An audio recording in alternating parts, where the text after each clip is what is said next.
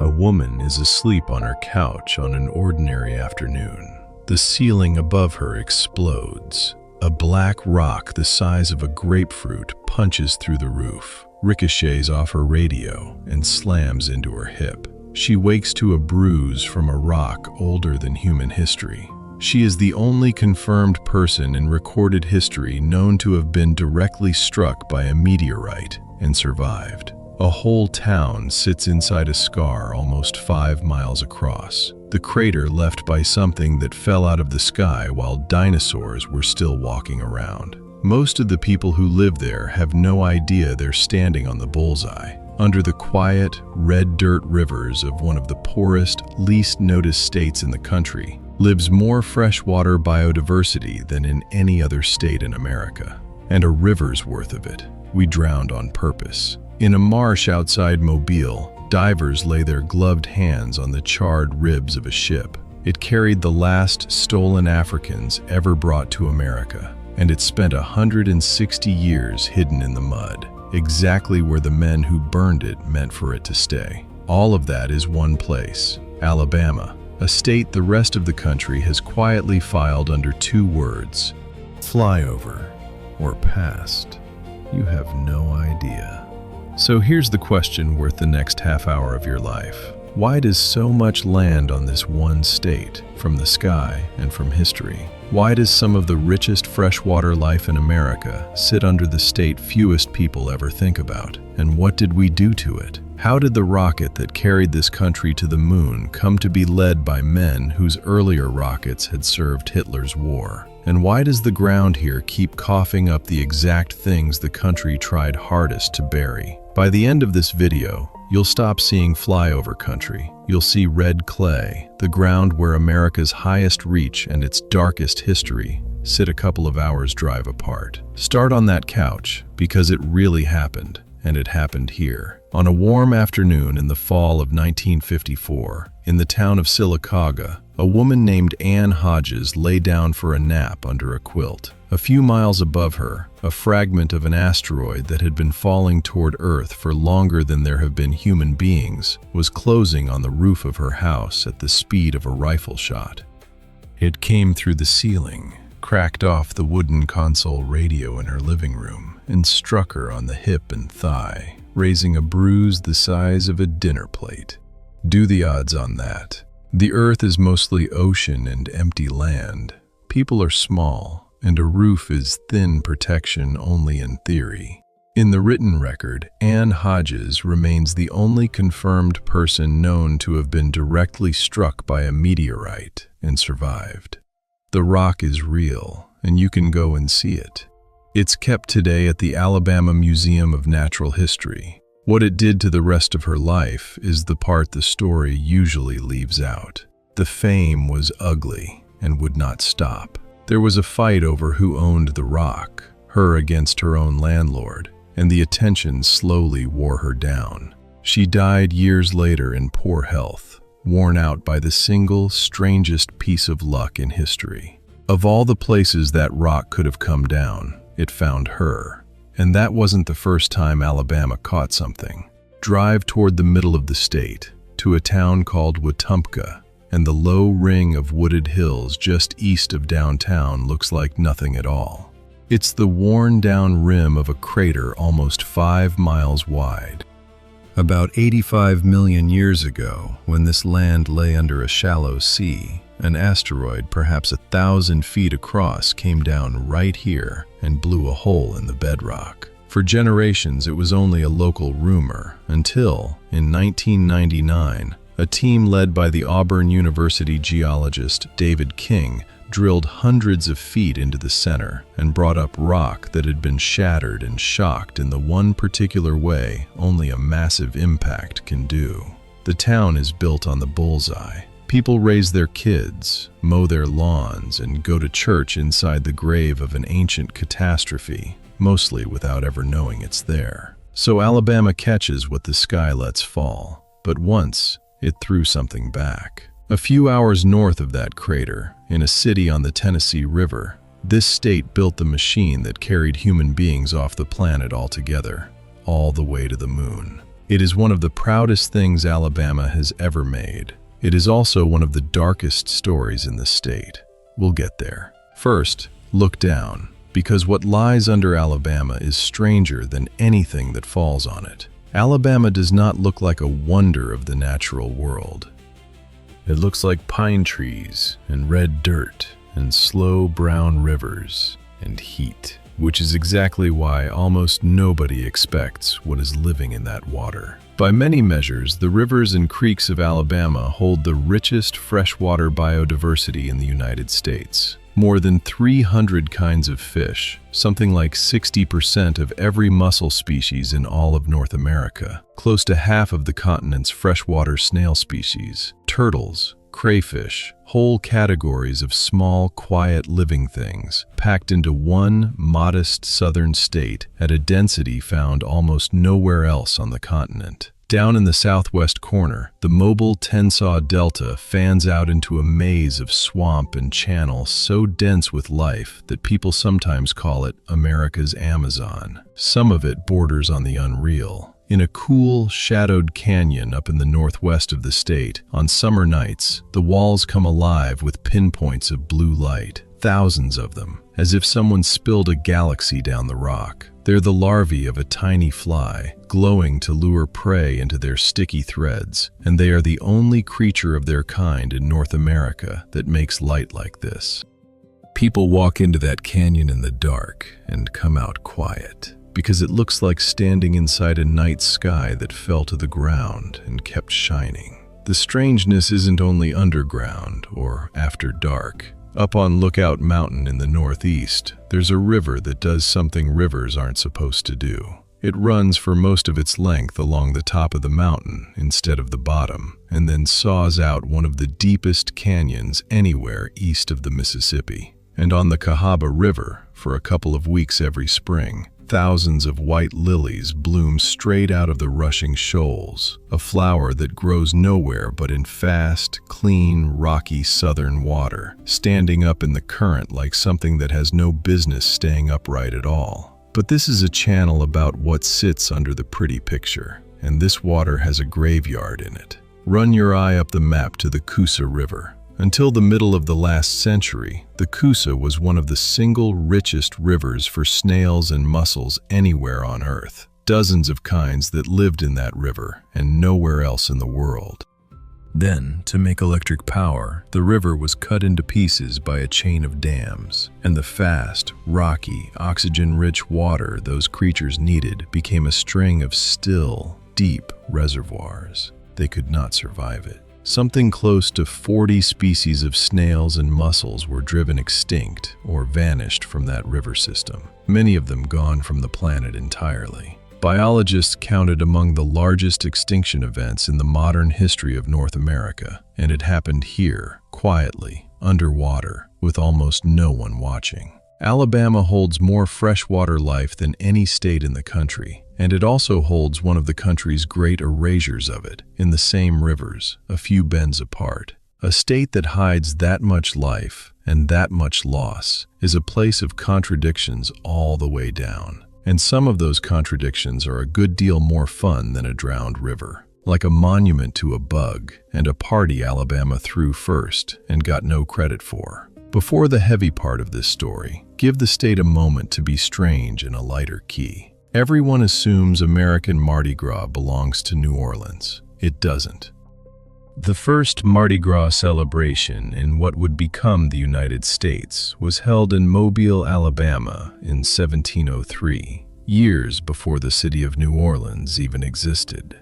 Mobile has been throwing the party longer than anywhere else in the country, and every single year it watches its louder neighbor down the coast take the credit and lives with it. And then there's the beetle.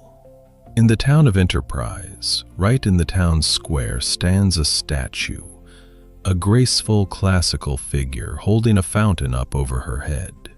Look closely at what she's lifting toward the sky. It's a giant black bug.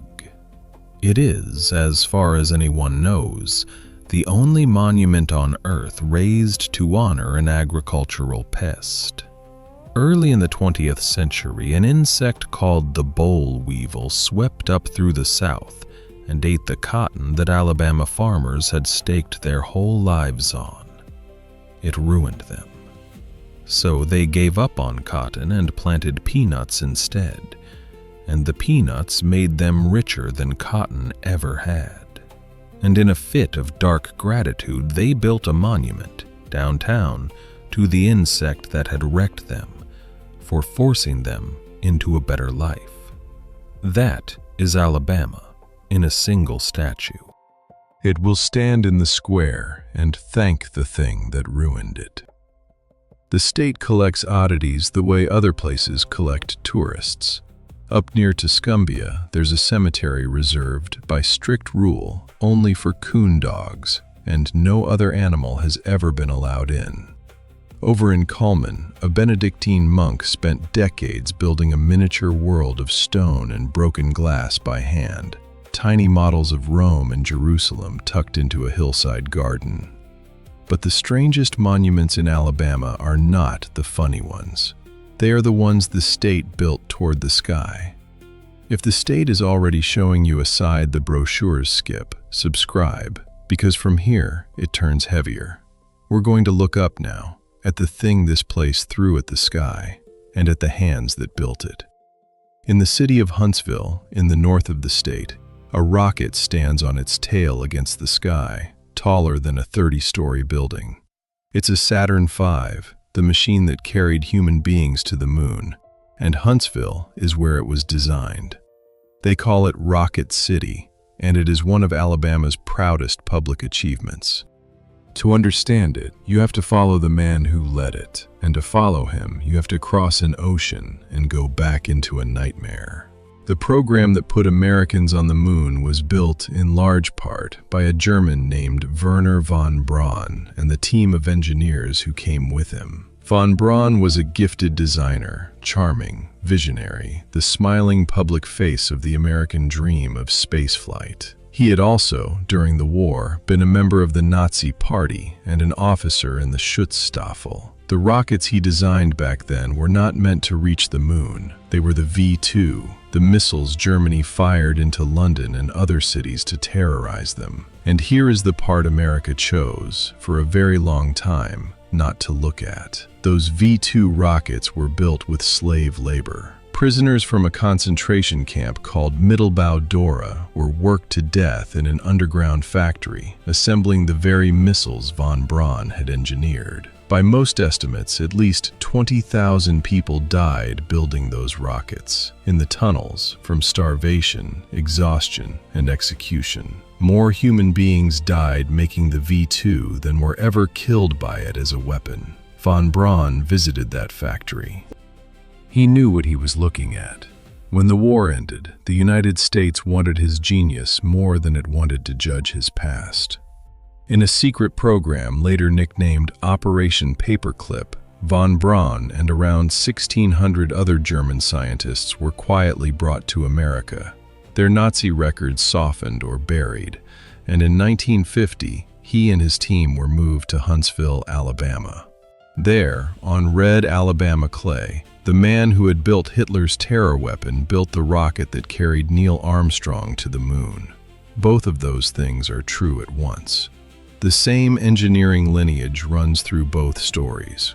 Alabama's greatest monument to how far humanity can reach was drawn up by someone who had already watched human beings used up and thrown away to make his earlier machines. The country celebrated the moon landing. For a long time, it spoke far less about the tunnels underneath that earlier rocket story. And Huntsville never stopped. It is still one of the centers of American rocketry, still building the machines meant to carry the next astronauts. And every summer, thousands of children fly in for something called Space Camp, to sleep in the shadow of a Saturn V and dream of Mars. The dream is real, so is the ledger underneath it. The state that reached the furthest toward the heavens got there standing on a foundation almost nobody likes to say out loud. Alabama is good at looking away from what it would rather not remember. It can bury a thing for years, for decades, but the ground and the water here do not keep secrets well. One of them had been lying in the mud of Mobile Bay for 160 years. In the summer of 1860, more than 50 years after the United States had outlawed bringing enslaved people from Africa, a schooner called the Clotilda slipped into Mobile Bay in the dark, carrying 110 men, women, and children who had been kidnapped from West Africa. It was there because of a bet. A wealthy Mobile landowner and steamboat captain named Timothy Mayer had wagered other rich men that he could smuggle a shipload of captive Africans into the country in open defiance of federal law and get away with it. He hired a ship and a captain, and they did it. 110 human beings were dragged across the Atlantic to settle a rich man's dare. To destroy the evidence of the crime, the men burned the Clotilda and sank it in the waters of the bay, and for 160 years that worked. The ship was gone, a rumor, a story people told without proof. But the people did not disappear.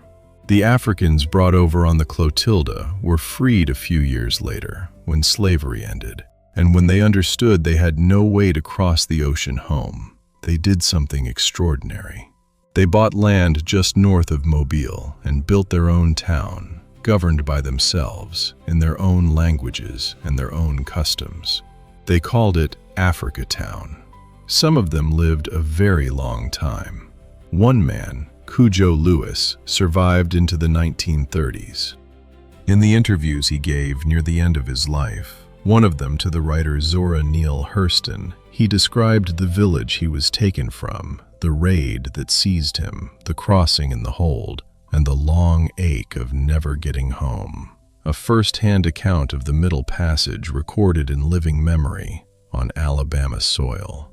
The last known survivor of the Clotilda, and one of the last known survivors of the transatlantic slave trade to the United States, a woman who had come over as a child on that ship, died in Selma, Alabama in 1940.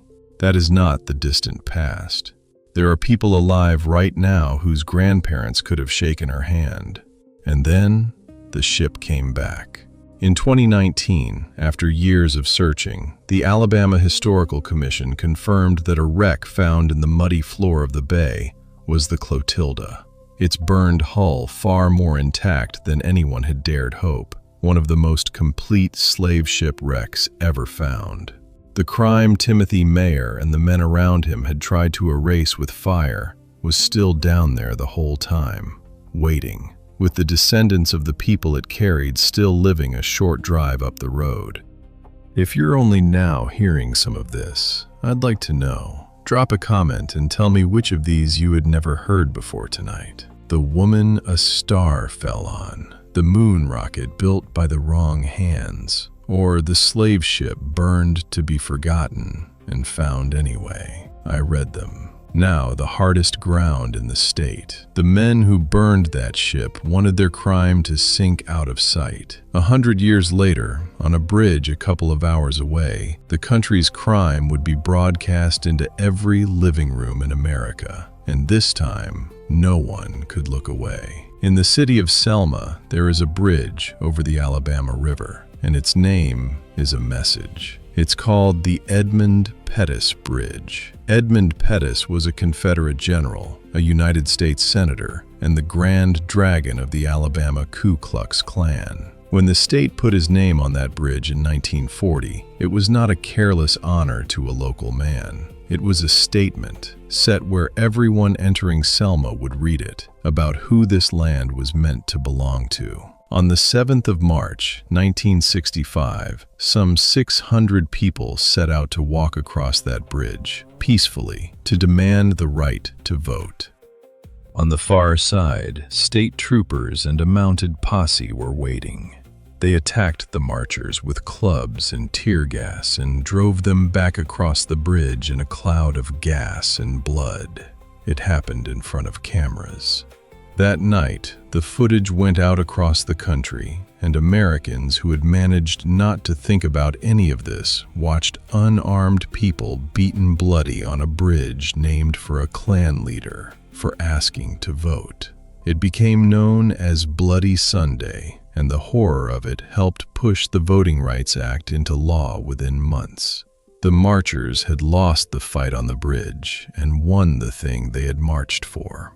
Selma was not the first blood. 2 years earlier, in Birmingham, the movement had faced a city whose Commissioner of Public Safety, a man named Bull Connor, turned fire hoses and police dogs on school children marching for their rights, and those pictures too went around the world. And that September, members of the Klan planted a bundle of dynamite beneath the steps of the 16th Street Baptist Church and set it to go off on a Sunday morning. It killed 4 girls getting ready for the service.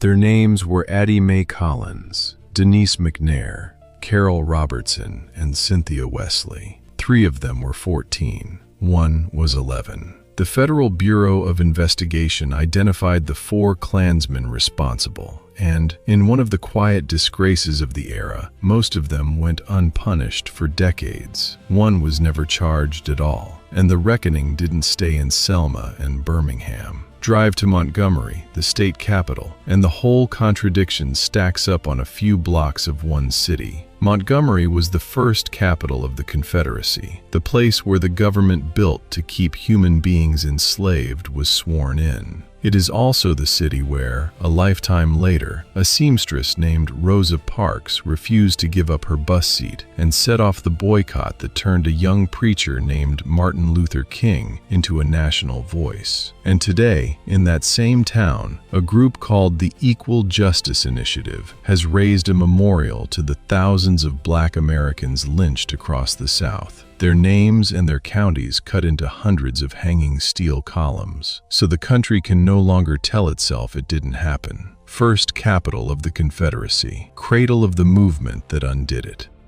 And now, the place that keeps the receipts.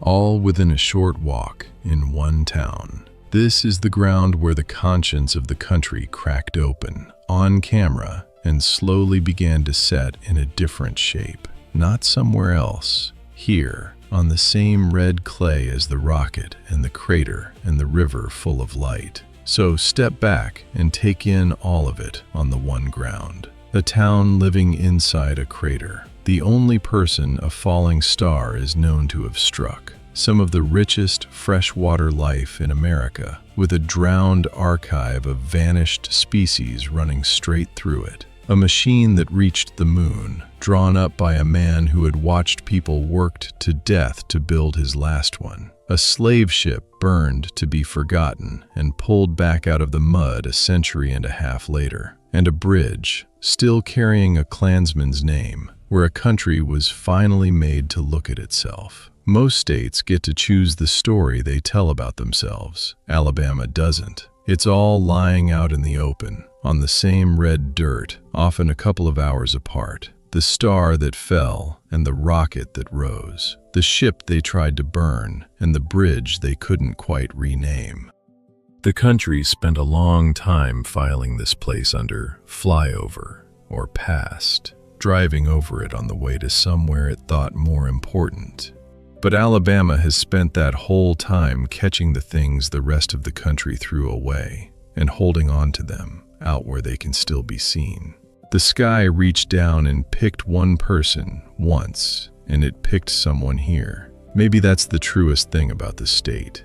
When the country needs somewhere to set down the things it would rather not carry, its brightest reach and its worst sins, this is where they seem to come to rest. If this changed the way you see a state you'd written off, leave a like. And tell me in the comments which part hit hardest. The woman the meteorite found, the drowned river of vanished life, the moon rocket and its tunnels, the slave ship in the mud, or the bridge that still carries that name. If you want me to go deeper on one of them next, the Clotilda, von Braun, or the Coosa extinction, say so and subscribe, because this channel keeps going to the places the map writes off. Alabama is still down there, catching what falls. It always was.